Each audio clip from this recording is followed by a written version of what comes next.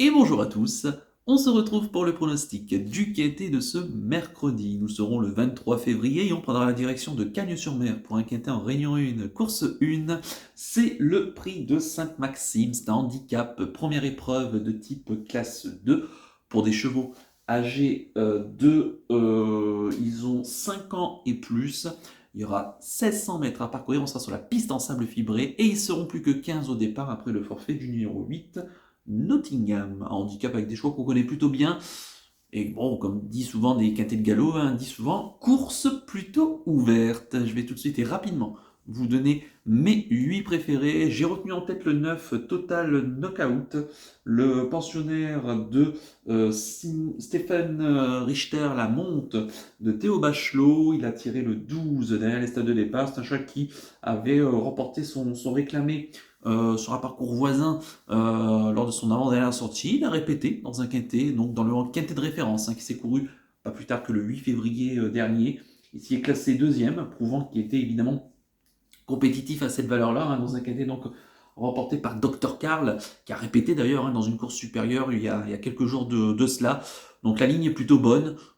Ici, il est bien placé de nouveau. Alors c'est vrai qu'il n'a pas un numéro enviable de cordes. Maintenant, par rapport à la dernière fois, là il a le 12. La dernière fois il avait le 5 à la corde.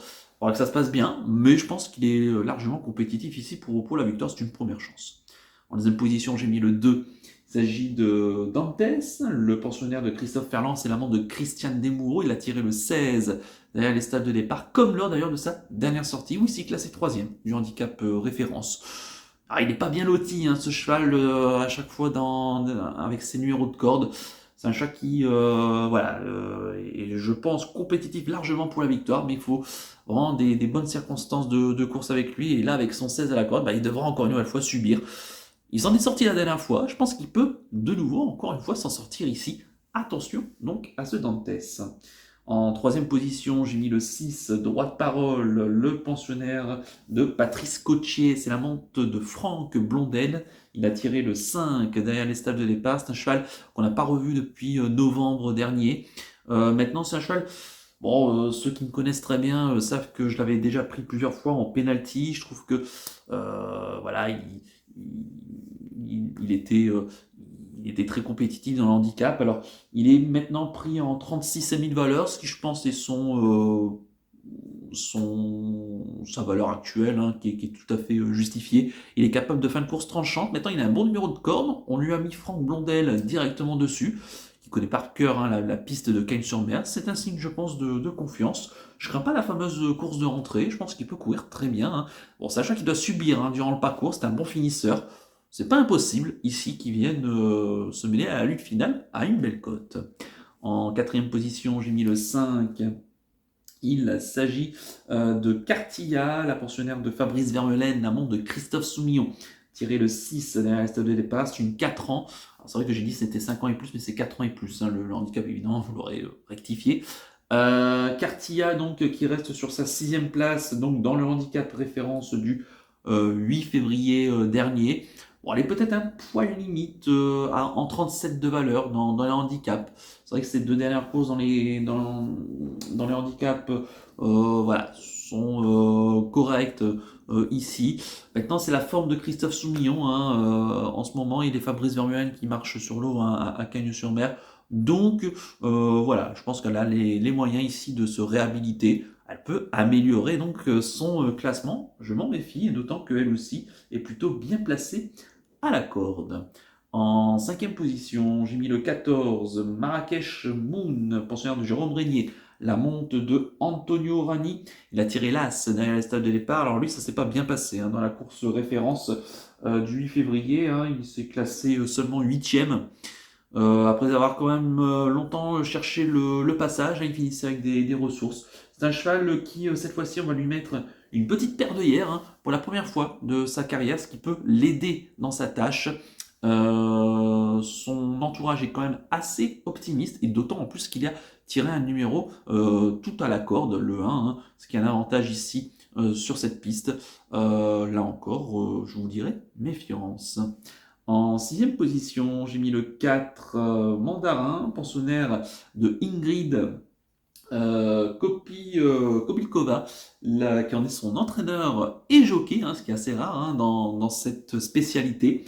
Il a tiré le 4 derrière les stades de départ, c'est un 4 ans qui est pris en 38 de valeur, qui vient de se classer quatrième de la course référence, tout en courant vraiment très propre.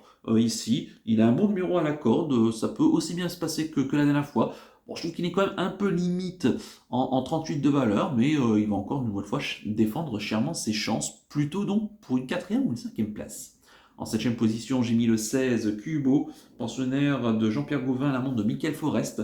Il a tiré le 11 dans les stade de départ. Il vient de s'imposer sur cette piste, mais c'était dans une course à condition et sur ce tracé-là.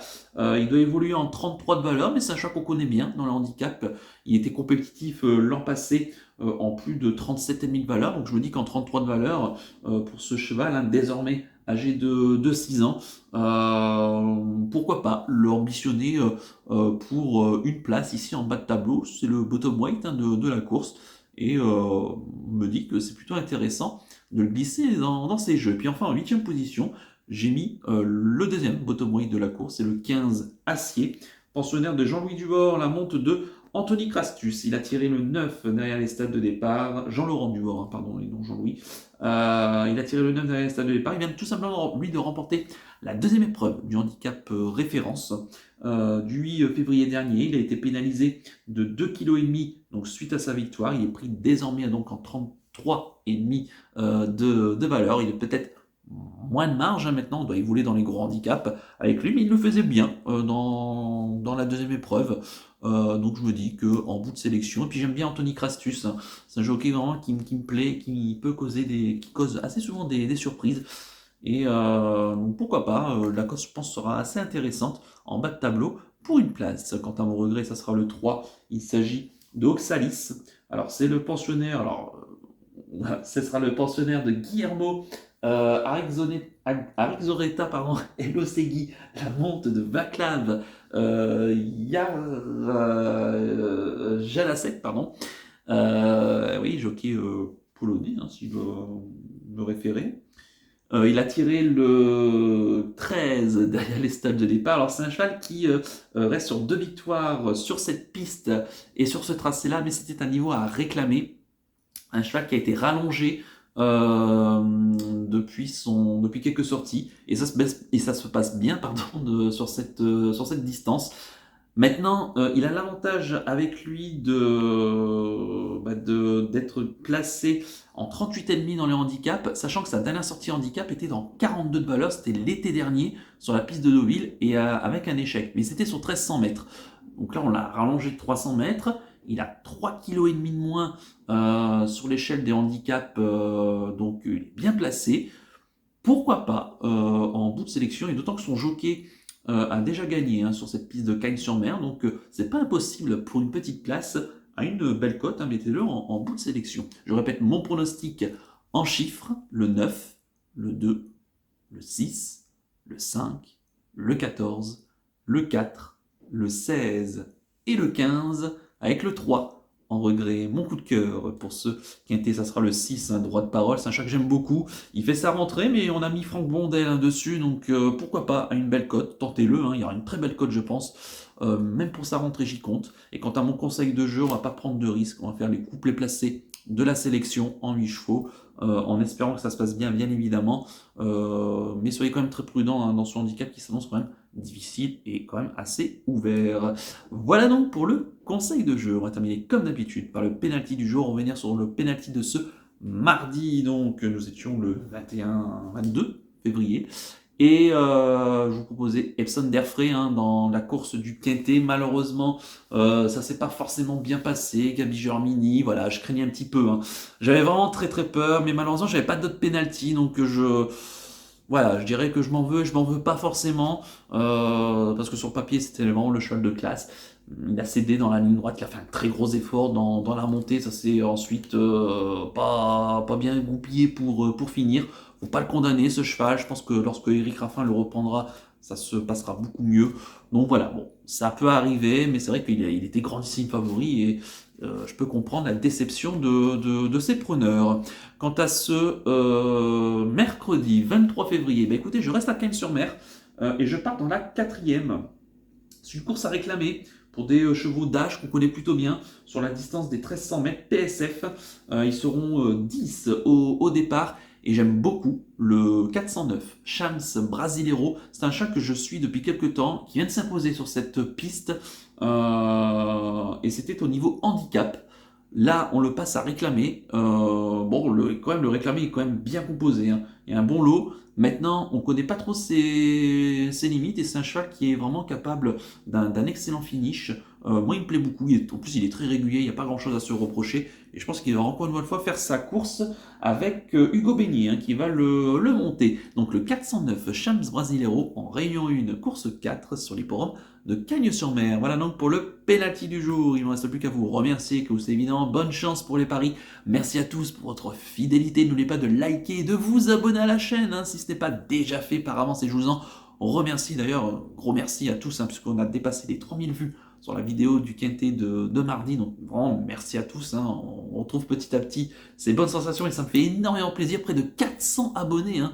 J'ai quasiment doublé les abonnés en l'espace de 2 jours, donc ce qui est vraiment formidable. Donc un grand merci à tous et continuez à vous abonner à cette page, hein, si ce n'est pas déjà fait. Et donc moi je vous donne rendez-vous pour le Quintet de jeudi. Je vous souhaite à tous une excellente semaine et surtout, ce qui est très important, prenez bien soin de vous. Ciao à tous.